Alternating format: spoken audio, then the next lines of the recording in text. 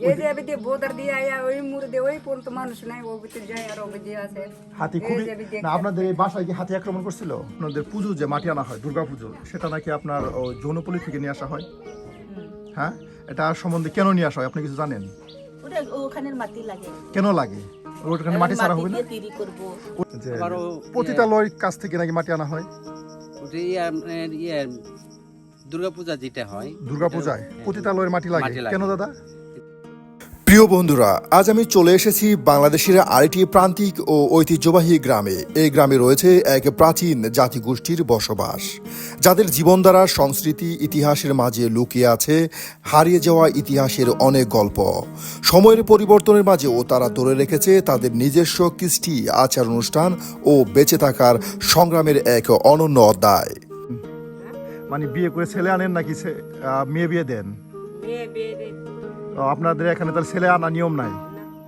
আজকের পর্বে আমরা উপস্থিত হয়েছি শেরপুর জেলার ঝিনাইগাতি উপজেলার গান্ধীগাঁও গ্রামে। পাহাড় ঘেঁষা এই গ্রামটিতে বসবাস করে প্রাচীন কুশ সম্প্রদায়ের মানুষজন। নিজেদের ইতিহাস, সংস্কৃতি ও জীবন ধারা ধরে রেখে তারা যুগের পর যুগের এই অঞ্চলে বসবাস করে আসছে। আজকে আমরা জানার চেষ্টা করব কুশ সম্প্রদায়ের মানুষের বিশ্বাস, সংস্কৃতি ও বিভিন্ন প্রচলিত প্রথা সম্পর্কে। বিশেষ করে দুর্গাপূজায় প্রতিমা তৈরিতে কথিত আছে পতিতালয়ের মাটি ব্যবহার করা হয়। সেটি আসলেই কতটা সত্য, এর পেছনের ইতিহাস ও বিশ্বাস কি, তা জানার চেষ্টা করব। তাই সম্পূর্ণ ভিডিও জুড়ে আপনারা আমাদের সাথেই থাকুন।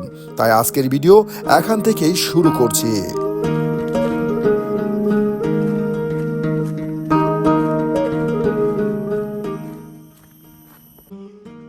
সুপ্রিয় বন্ধুরা, প্রতিবারের মতো আবারও হাজির হয়ে গেছি নতুন আরেকটি পাহাড়ি ভ্রমণ ভিডিও নিয়ে। আজকে উপস্থিত হয়ে গেছি শেরপুর জেলার ঐতিহ্যবাহী ঝিনাইগাতি উপজেলার গান্ধীগাঁও গ্রামে। এই গ্রামটি কিন্তু অনেক সুন্দর একটি গ্রাম। এই গ্রামের প্রত্যেকটি ঘরই কিন্তু মাটির ঘর, এবং কি আদিবাসী সম্প্রদায়ের আজকে যে গ্রামে অবস্থান করছি এটা হলো কুশ সম্প্রদায়, যারা মূলত হিন্দু ধর্মের অনুসরণ করে থাকে। আজকের ভিডিওটি কিন্তু একদম অন্যরকম ভিডিও হতে চলেছে, তাই সম্পূর্ণ ভিডিও জুড়ে আপনারা আমাদের সাথেই থাকবেন। আর সম্পূর্ণ ভিডিও দেখে অবশ্যই জানিয়ে দেবেন আপনার মতামত, যেন আমরা নতুন কোনো জায়গায় গিয়ে নতুন কোনো ভিডিও আপনাদের সাথে উপহার দিতে পারি। আসলেই দেখুন, প্রত্যেকটি বাড়িঘর তারা কিন্তু বিশেষ করে মাটির ঘর নির্মাণ করে থাকে। এখানে কিন্তু দিদিরা বসে রয়েছে। একদিকে আপনার রয়েছে পাহাড়, আর অন্যদিকে নিচু জায়গায় আপনার বাড়িঘর নির্মাণ করেছে। এদিকে দিদিরা বসে রয়েছে। দিদি ভালো আছেন? হ্যাঁ, এই যে দেখুন দিদিরা কিন্তু বসে রয়েছে। দিদিরা কুশ সম্প্রদায়, কুশ সম্প্রদায়। আপনারা কি দুই বোন? হ্যাঁ, এর জন্যই তো প্রায় 3 বোন। আপনাদের কি এখানে মানে বিয়ে করে ছেলে আনেন নাকি মেয়ে বিয়ে দেন? মেয়ে বিয়ে দে আপনাদের এখানে তার ছেলে আনা নিয়ম নাই। আপনারা হিন্দু সম্প্রদায়, হিন্দু সম্প্রদায়। গারোরা এই নিয়ম করে যে তারা ছেলে আনে, মেয়ে বাসায় রেখে দেয়। দেখুন, আপনার বয়স কত দিদি? 92 চলতেছে। দেখুন কত বয়োজ্যেষ্ঠ, একদম নুয়ে পড়েছে, এখনো কিন্তু বেশ শক্তপোক্ত। আমার সাথে কিন্তু ভালো কথা বলতেছে। 2 বোন, ওনারা 3 বোন। দেখুন আপনারা 3 বোন ধরে কি এখনো জীবিত আছেন? আপনার ওই যে আরেক বোন কি সবার ছোট? উনি কি আপনার বড়? মাশাআল্লাহ, দেখুন এটাই বড়। আপনি সবার ছোট? আপনি আমি সবার ছোট। নাতি মেয়ে ঘরে। নাম কি রাখছেন? তেজশ্রী। তেজশ্রী, বাহ! এই যে দেখুন। হ্যাঁ দেখুন, আমরা এখন গান্ধীগাঁও কুশ গ্রামে অবস্থান করছি। আর বিশেষ করে পাহাড়ি যে অঞ্চলগুলো, সেখানে কিন্তু আদিবাসীদের বসবাস হয়ে থাকে। আজকে আমরা এমন এক সম্প্রদায় আসছি, তারা কুশ সম্প্রদায়, তারা হিন্দু ধর্ম অনুসরণ করে থাকে। আর এই যে দেখুন তাদের বাড়ির কাছে কত সুন্দর ডালিম গাছে সুন্দর ডালিম ধরে কিন্তু রয়েছে। বিশেষ করে পাহাড়ি অঞ্চলে যে ধরনের ফসলগুলো করা হয় সেগুলো কিন্তু একদম খুব সুন্দর আপনার ফসলে পরিপূর্ণ হয়ে যায়। এই যে তার সাথে ফুলের গাছ, ফলের গাছ, সব কিছুই যেন একদম পরিপূর্ণ। এই যে এদিকে দেখুন বাড়ির কিনারায় কত সুন্দর লিচু গাছ, লিচু গাছের ছায়ার নিচে কিন্তু তারা বসে রয়েছে। বসে বসে যেন এই গ্রীষ্মের দুপুরটাকে তারা এনজয় করছে, শীতল হয়ে যাচ্ছে তাদের দেহ। সুপ্রিয় বন্ধুরা, এই গান্ধীগাঁও এটা কিন্তু বিশেষ করে পাহাড়ে অবস্থিত। আর এই গ্রামের রাস্তাগুলো একদম কাঁচা, মেঠো পথগুলো দেখুন, আপনাদের দেখাই, আঁকা বাঁকা মেঠো পথ। কত সুন্দর, বেশ সুন্দর রাস্তা। বিশেষ করে বর্ষা হলেও কিন্তু এখানে কাদা হয় না, কারণ এই যে ঢালু যে রাস্তাগুলো, এই রাস্তাগুলো আপনার থাকে পাথর, তার সাথে বালু মাটি। এ কারণেই পানি একদম নিচে চলে যায়, সমতলে চলে যায়। আর রাস্তাগুলো কিন্তু বেশ পরিষ্কার থাকে, দেখুন সুপ্রিয় বন্ধুরা। আর রাস্তার উপরে কিন্তু বাড়িঘর তারা নির্মাণ করেছে। দেখুন, আপনাদেরকে তাদের বাড়িঘরগুলো দেখাই কত সুন্দর করে। বিশেষ করে পাহাড়ে কিন্তু লাল মাটির বাড়িঘর থাকে, চকচকে লেপে পুছে পরিষ্কার করে এই বাড়িঘরগুলো নির্মাণ করেছে। বেশ উপরে পাহাড়ে কিন্তু আমরা অবস্থান করছি, দেখাই। এখান দিয়ে একটা রাস্তা আছে, এখান দিয়ে একটি সুন্দর রাস্তা আছে।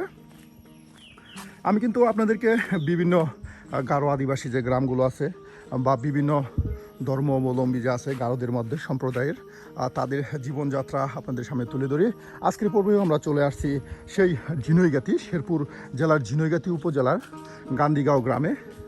আর এই গ্রামে এসে কিন্তু আপনাদেরকে এই গ্রামের আদিবাসী যারা আছে তাদের জীবনযাত্রা আপনাদের সামনে তুলে ধরছি। দেখুন কত সুন্দর একদম বাঁশের ঘর।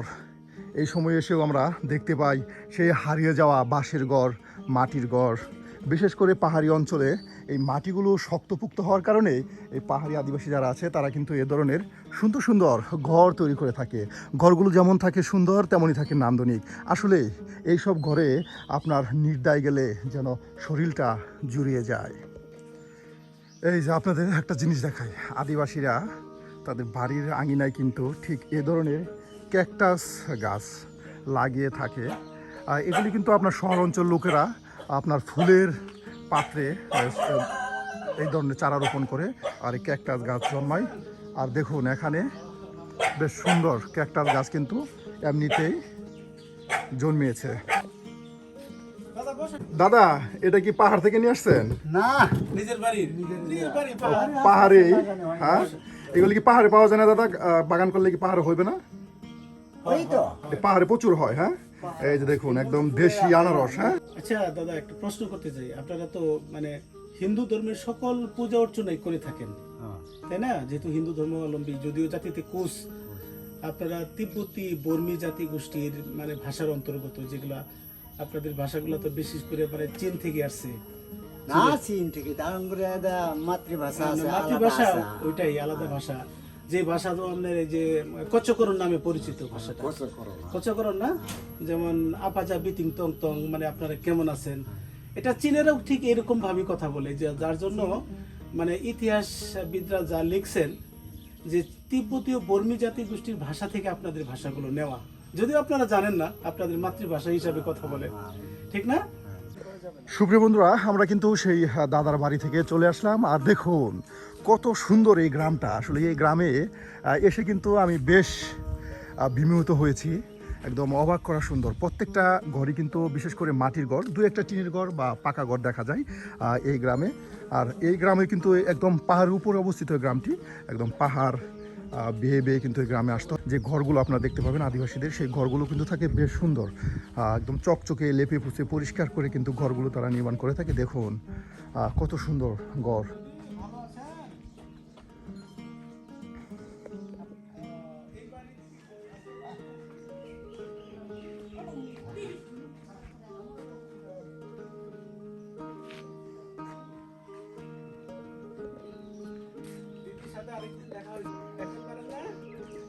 এটা কি গাছ দিদি? এটা কি গাছ? না কি এই ফুল গাছের নাম কি এটা? দিদির কাছে একটা প্রশ্ন করি।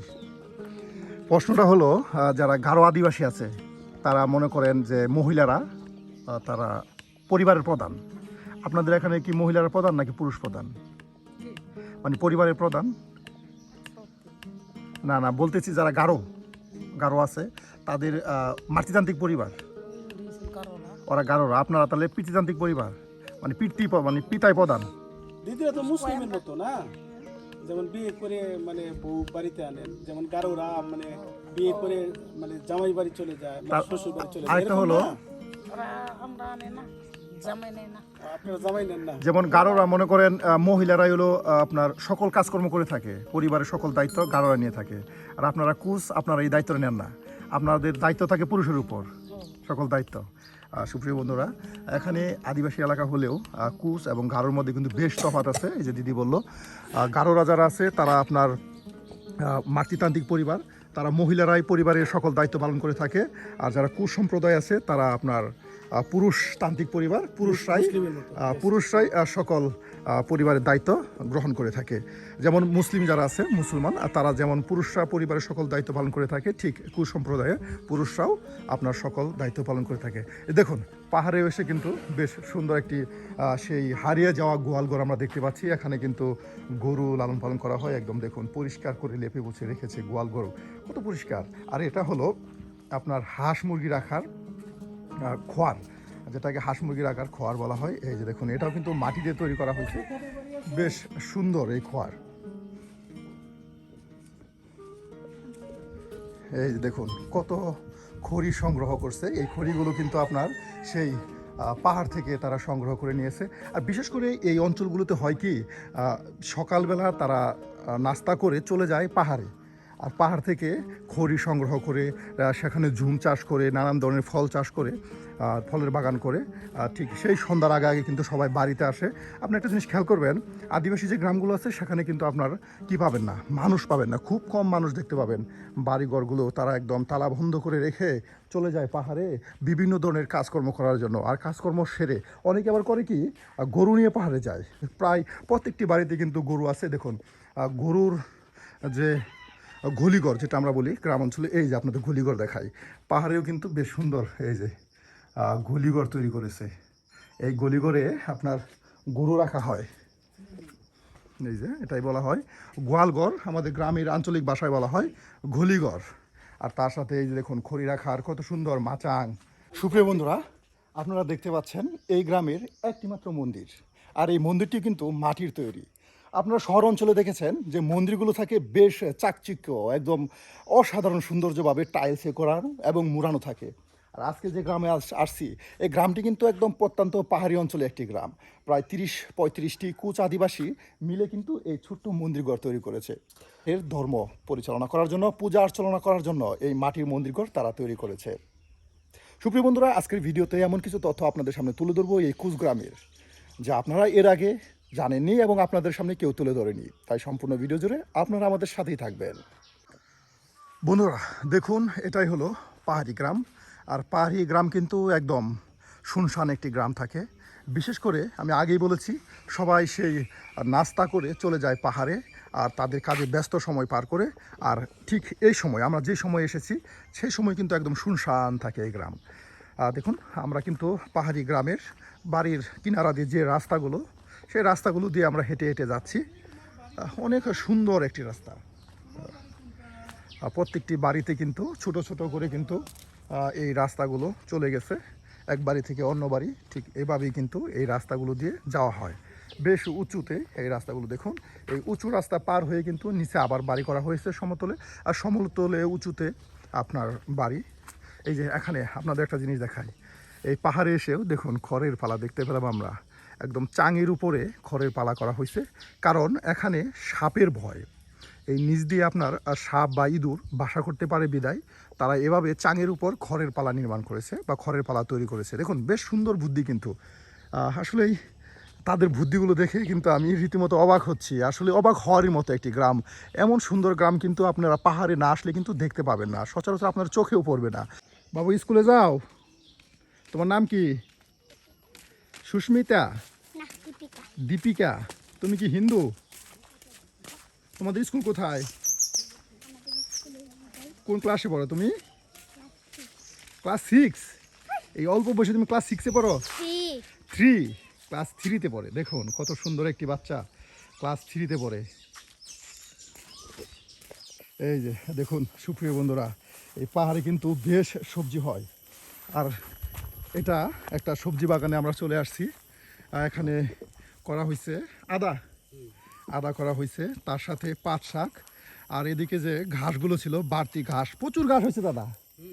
এই ঘাস পরিষ্কার করতে গেলে তো অনেক শ্রম দিতে হবে। এই যে আমার দাদা, দাদাই কিন্তু এই জায়গার মালিক, তাই না দাদা? দাদা এই জায়গার মালিক। দাদা কুশ সম্প্রদায়, হ্যাঁ, আপনারা হিন্দু। দাদা কিন্তু অনেক লাজুক।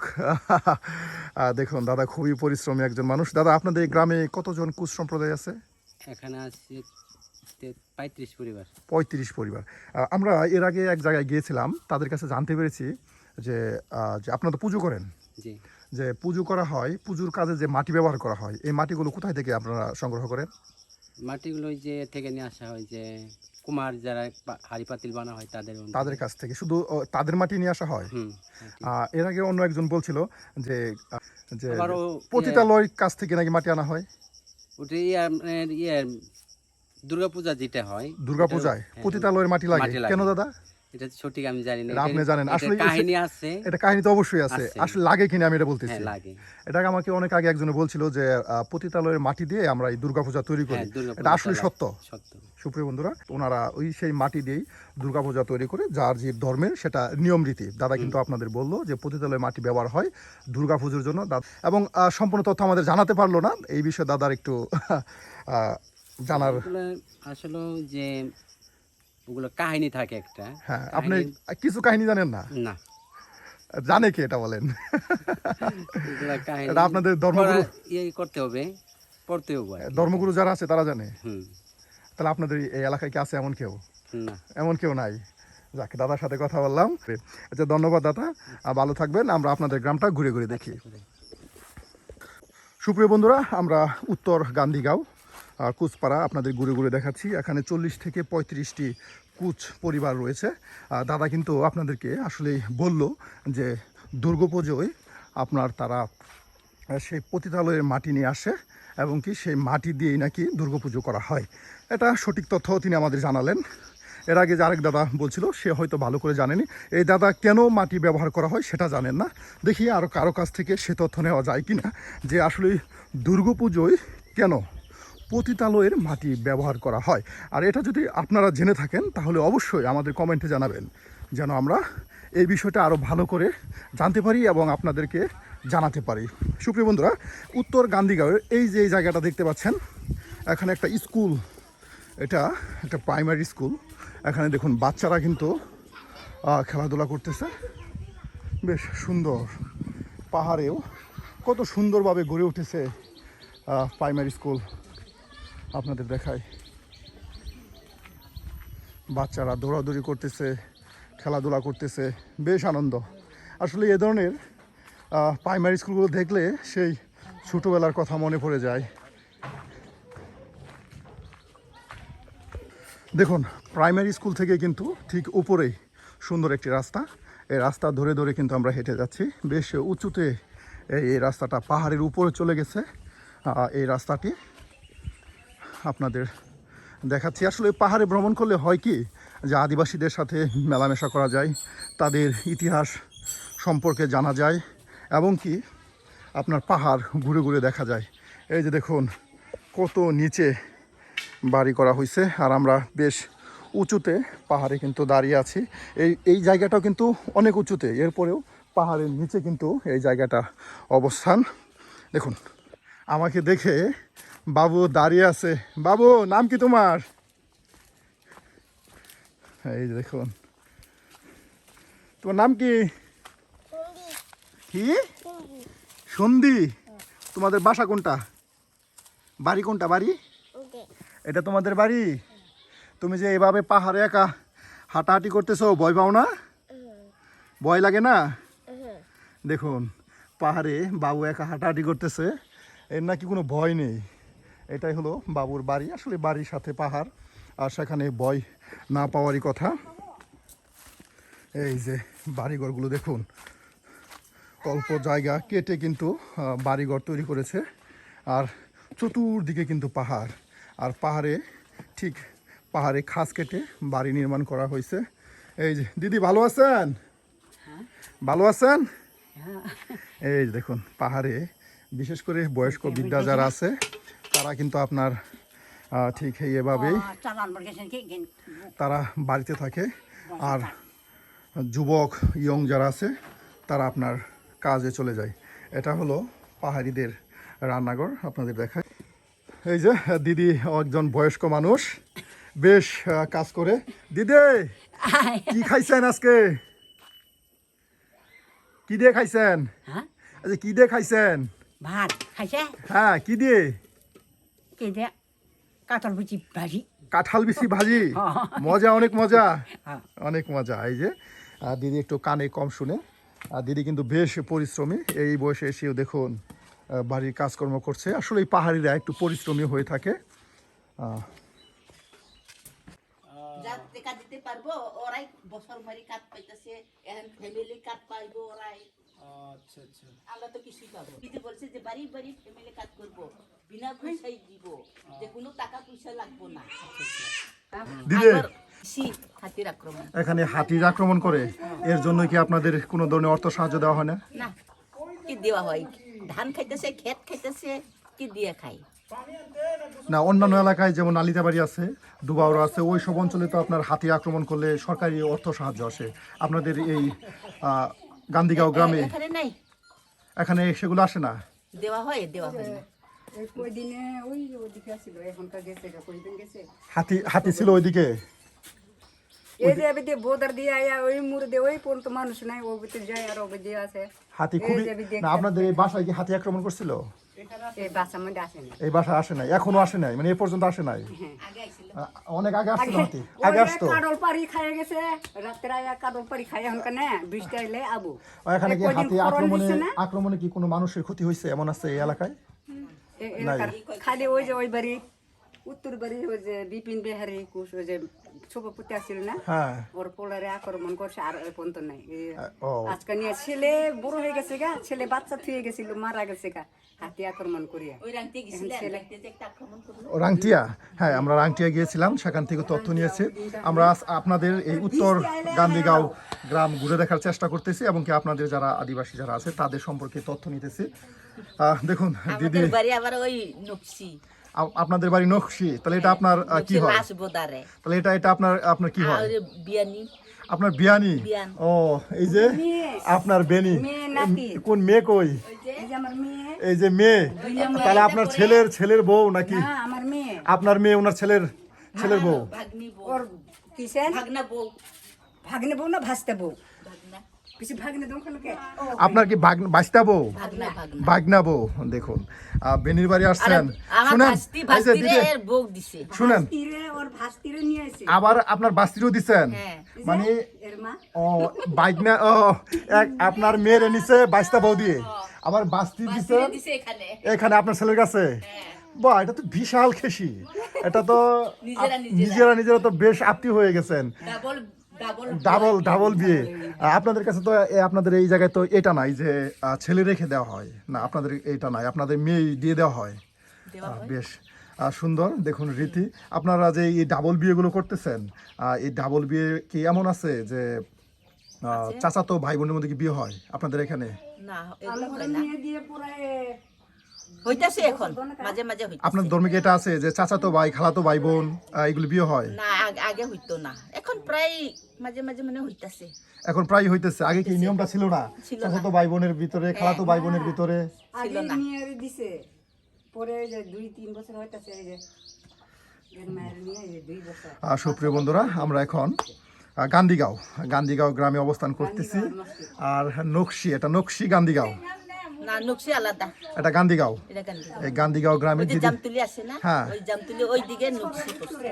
তাহলে দিদি আপনাদের কাছে আরেকটা প্রশ্ন করি, সেটা হলো যে আপনারা নিজেরাই পরিশ্রম করেন নাকি পুরুষরা পরিশ্রম করে? আমরা নিজেরাই পরিশ্রম করি। মেয়েরাও করে। এই যে আজকে আমার স্বামী নাই, হ্যাঁ। আজকে আমার স্বামী নাই, আমার এক কাঠা জমি নাই, আমি নিজের পরিশ্রমে এই 2 জন আমি পালতাছি।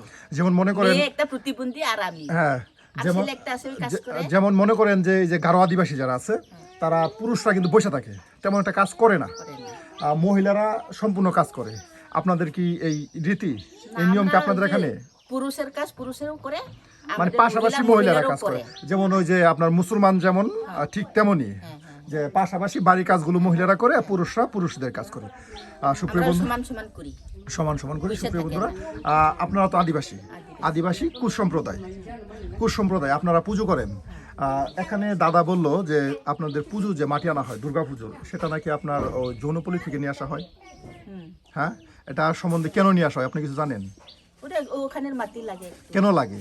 ওখানে মাটি ছাড়া হবে না? তৈরি করব ওনের মাটি ছাড়া কি হবে না? না, ওনের মাটি হলো মূর্তি বানাইলে আপনার থাকবো না।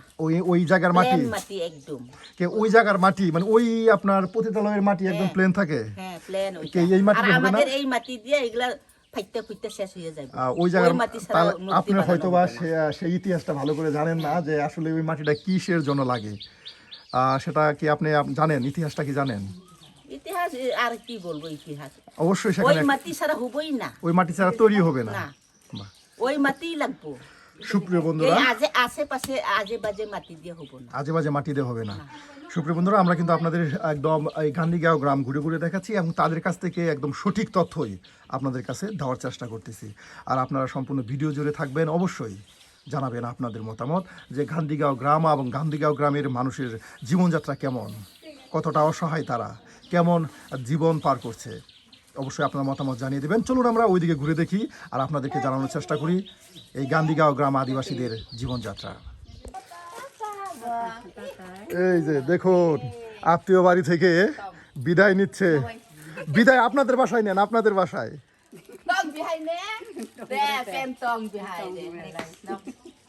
আমরা বিদায় নিলাম বিয়ানির বাড়ি থেকে। তং বিহাই নে। হ্যাঁ, তং বিহাই। তং বিহাই থাকেন বিয়ানি। আচ্ছা, ধন্যবাদ। চলে যাই। সুপ্রিয় বন্ধুরা, ঘুরতে ঘুরতে দাদার বাড়িতে উপস্থিত হয়ে গেলাম। দাদা কিন্তু এই দেখুন মাসকালাই করছে গো। এই যে মাসকালাই, আসলে পাহাড়ে সব কিছুই কিন্তু উৎপাদন হয়। দেখুন মাসকালাই করে কিন্তু একদম রোদে শুকাইতে দিচ্ছে। এই যে সবাই কিন্তু এখন বাড়িতে আসতে শুরু করেছে। এখন ঠিক দুপুর হয়ে গেছে।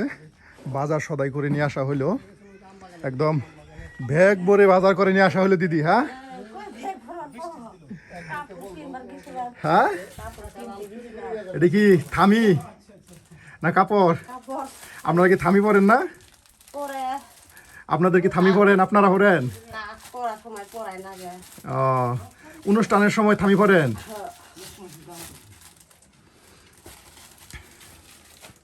অল্প একটু কথা বলছি। কচকরণ, কচকরক তাই না? করক মানে ভাষা, ভাষা। কচ মানে কুচ। আচ্ছা আচ্ছা, মূর্তির মাটিটা আমরা এই যে এখান থেকেই ঝোড়া থেকে সংগ্রহ করি। উলির মাটি সংগ্রহ করে ওটা ইয়ে হয় আর কি, ওই মসৃণ হয়, ওটার মধ্যে বালু কোনা থাকে না। আচ্ছা, যে পতিতালয় তার মানে যৌনপল্লীর সামনে থেকে কিছু মাটি আনা হয়, এটা কি কেমন সত্য দাদা? সত্য কথা ওগুলো আনতে হয় ওখান থেকে। ওখান থেকে আনলে মাটিটা, এটা কি জন্য আনা হয়? এটা কি জন্য আনা হয়? এটা আপনাদের ধর্মীয় কালচারে আছে, শাস্ত্রে আছে? এটা ওটা শাস্ত্রে আছে। আছে। আমি এগুলা শাস্ত্র এখনো হাতাই না, এগুলো দরকারও নাই আমার। আচ্ছা আচ্ছা। ওখান থেকে নিয়ে আসে। হ্যাঁ, এরপরে শুকর যে মাটি যে হুটলা গর্ত করে হুদলা, ওখান থেকে শুকুরে মাটিও লাগে। হ্যাঁ, শুকর শুকর যে ওই যে ঠুট দিয়ে যে হুটলাইলো, হ্যাঁ। ওই যে ওখান থেকে মাটিও নিয়ে আসে। ওখান থেকে আনে। ওখান থেকে নিয়ে আসে। মানে বিশেষ করে দেখা গেছে মানে এই যে লোকাচার সংস্কৃতিটা আছে, যৌনপল্লী অথবা পতিতালয়ের সামনে থেকে মাতৃ আনা হয়, এটা সত্য তো? এটা সত্য। সনাতন ধর্মের যেগুলো আর পালন করা আছে ওইগুলো ধর্মই করি। এর পাশাপাশি আমাদের কুচদের একটু একটা কুচ জাতির একটা যে কালচার, এটা কিন্তু আছে আমাদের। আচ্ছা আচ্ছা। ধরেন এই যে হিন্দু ধর্মে তো, সনাতন ধর্মে তো ওই মেলা খাওয়াটা নিষেধ, হ্যাঁ হ্যাঁ হ্যাঁ, কিন্তু আমরা মেলাটা খাই। মেলাটা খান? মেলা তৈরি করে আমরা নিজেরা খাই। ও, মেলাটা। এটা কিন্তু আমাদের একটা কালচার। যে কোনো অনুষ্ঠানে, ধর্মীয় উৎসব কিংবা যে কোনো অনুষ্ঠান, বিয়ার উৎসব, যে কোনো উৎসবে আমরা এগুলো তৈরি করি দাদা, নিজেরা। মেলাটা, এই মেলাটা কি দিয়ে তৈরি করেন? ভাত দিয়ে তৈরি করি। ভাত দিয়ে তৈরি বাদ করা? দিয়ে। আর আরেকটা আপনাকে প্রশ্ন করি যে আপনাদের এখানে তো এই শুকর দেখলাম না, আপনারা এই আপনাদের ধর্মে কি শুকর শুকর তো খায় না দাদা। আপনারা কি শুকর শুকরও খান? শুকর পালন করেন না? শুকর পালে, বিভিন্ন জায়গায় পালে, কিন্তু আমাদের এখানে আর কি পালে না। শামুকও খায় আমাদের। আপনারা শামুকও খান? আপনাদের মধ্যে কাঁকড়া? শামুক খায়? ওই শামুক, কাঁকড়া, শামুক কুচ্চা? কুচ্চা? কুচিয়া মাছ কুচা তো খাবি তোরা, এটা খায় কুচা খায়। কাঁকড়া কক্সবাজার যায় খাইলাম। কক্সবাজার থেকে কাঁকড়া খেয়ে আসছেন? কাঁকড়া তো মোটামুটি সবাই খায়, মানে ওই যে বারবিকিউ করে আরেকটা যে দেখলাম কক্সবাজারে। দাদা, ওই যে ঝিঝি পোকা আছে না, ঝিঝি পোকা, আমি এক জায়গায় গেছিলাম, সেখানে গারো সম্প্রদায় তারা ঝিঝি পোকা খায়। না না আপনারা যে ঝিঝি পোকা খান না, না না না, আপনারা শামুক খান, কাঁকড়া খান, তারপরে কুচা খান, কুচা মাছ খায়। আর কিছু আছে খাওয়ার মধ্যে? এখন তো পাওয়া যায় না, ওটা কাসিম খাইতে হবে। কাছিম, কাসিম তো নাই কাছিম। এখন তো নাই এটা না, কাছে। কচ্ছপগুলো এখন নাই তো কচ্ছপের অনেক দাম, একটা অনেক দাম। কচ্ছপ প্রায় 2,500 থেকে 3,000 টাকা গত একটা বছর কচ্ছপ। গত বছর তবু কিনে নেওয়া হয়েছিল 60,000 টাকা দিয়ে কিনে ওরে নিয়েছিল। বাবা, 7,000 টাকা দিয়ে। এটা কত ওজন? কতটুকু মাংস হয়েছিল? ওজন ওইটা হয়েছিল 7 কেজি 8 কেজি। তো অনেক বড়, একদম অনেক হিন্দু বড়। শাস্ত্র ও লোকাচার ভিত্তিক ব্যাখ্যায় বলা হয়, দুর্গা প্রতিমা তৈরির জন্য যে মাটির সংগ্রহ করা হয় তাকে অনেক জায়গায় পুণ্য মাটি বা পবিত্র মাটি হিসেবে দেখা হয়। একটা পুরুষ যখন পতিতার বাড়িতে গিয়ে অবৈধ যৌনাচার করে, তখন ওই পুরুষের জীবনের সমস্ত পুণ্য পতিতার বাড়ির মাটিতে পতিত হয় বা পুণ্য ত্যাগ করে চলে আসে। বিনিময়ে ওই পুরুষ পতিতার ঘর থেকে নিয়ে আসে সমস্ত পাপ। এরূপ বহু পুরুষের অর্জিত সমস্ত পুণ্য ত্যাগের পতিতাদের ঘরে মাটি পূর্ণবর্তী হয়ে ওঠে বলে মনে করা হয়। তাই পতিতার ঘরের মাটি প্রয়োজন হয়। সুপ্রিয় বন্ধুরা, আপনার কাছে কি তাই মনে হয়? জানাতে পারেন আমাদের কমেন্ট বক্সে। আবারও দেখা হবে নতুন কোনো ভিডিওতে, নতুন কোনো তথ্য নিয়ে। সে পর্যন্ত ভালো থাকুন, সুস্থ থাকুন। আল্লাহ হাফেজ।